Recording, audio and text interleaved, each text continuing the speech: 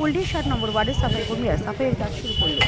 ন্যূনতম ১৫,০০০ টাকা বেতন বৃদ্ধি, প্রমাণপত্র, পিএফ সুবিধা সহ একাধিক দাবিতে গত ৮ দিন থেকে আসানসোল পৌর নিগমের অধীন ১০৬টি ওয়ার্ডের সাফাই কর্মীরা কর্মবিরতি চালিয়ে যাচ্ছে, যার ফলে আসানসোল শহর জুড়ে আবর্জনা স্তূপ এলাকায় এলাকায় ছড়িয়ে পড়েছে।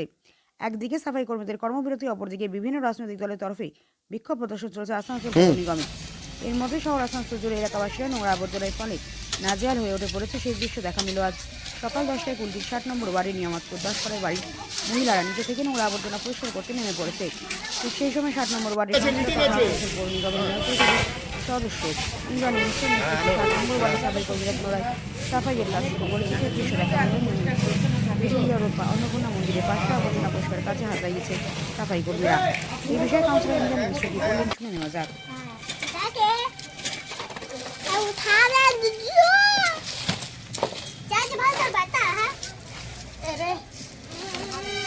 ले ले ले ले ले रुको रुको रुको क्या पिछला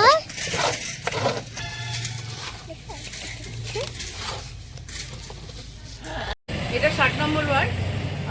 বিগত কয়েকদিন ধরে একটু অসুবিধার সৃষ্টি হয়েছিল আসানসোলের বিভিন্ন জায়গায়। গতকাল মিটিংয়ের মাধ্যমে সেটা ক্লিয়ারের পথে যাচ্ছে এবং আমরা মানুষজনের অসুবিধা হচ্ছিল, আমরা অনুরোধ করায় ৬০ নম্বর ওয়ার্ডের যারা সাফাই কর্মীরা আছেন, সুপারভাইজার আছেন, এসআই আছেন, তারা আমাদের অনুরোধ রেখে এবং মানুষের অসুবিধার কথা ভেবে তারা কাজে যোগ দিয়েছে। আমি অসংখ্য ধন্যবাদ জানাই তাদেরকে যে তারা মানুষের কথা ভেবেছেন এবং তারা কাজে যোগ দিয়েছেন এবং কর্পোরেশনের উপর ভরসা রেখেছেন যে কর্পোরেশন, আসানসোল পৌর নিগম সবসময় তাদের পাশে ছিল, আছে এবং থাকবে।